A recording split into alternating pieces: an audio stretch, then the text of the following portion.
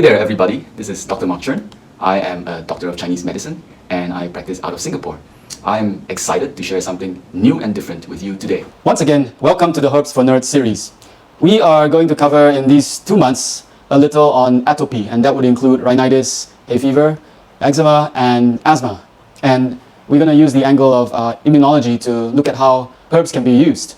I will be sharing this space with Shaun Ang. Shaun Ang is a year 3 student in Nanyang Technological University, and she's doing a 5-year course in Chinese medicine. She has been really helpful with me in finding out more information that we can share with you, and I will be sharing this platform with her.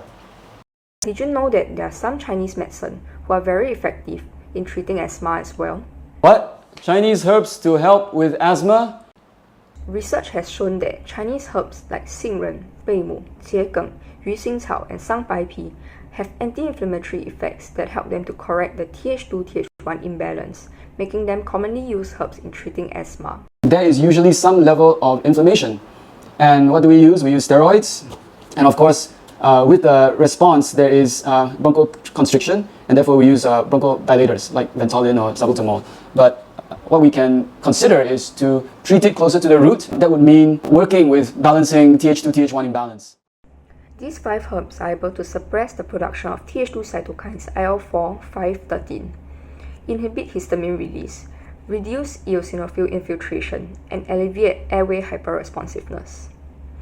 It is mainly eosinophils that cause airway inflammation, and airway inflammation then results in airway hyperresponsiveness. And then there is, of course, inflammation and mucus production and subsequent use of steroids to clear the inflammation and the use of bronchodilators to reverse the bronchoconstriction that is the result of the inflammation. So then we think, instead of doing that, how could we actually balance the body? And in this case, it would be balancing Th1, Th2 imbalances using Chinese herbs. It occurs when there's a Th2 dominance over Th1.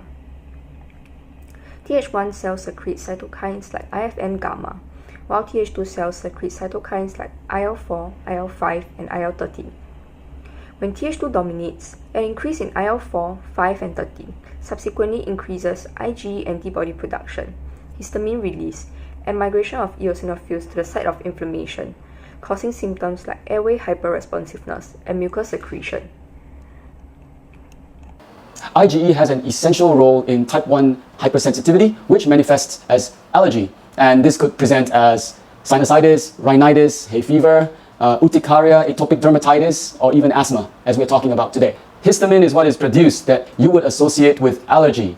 Drippy nose, sneezing, irritated back of the throat, itch even. That's what happens when histamine is elevated. Eosinophils are a kind of white blood cell that is associated with allergies. I hope you like this video. If you like it, please click like. And also to watch other videos, please hit subscribe below.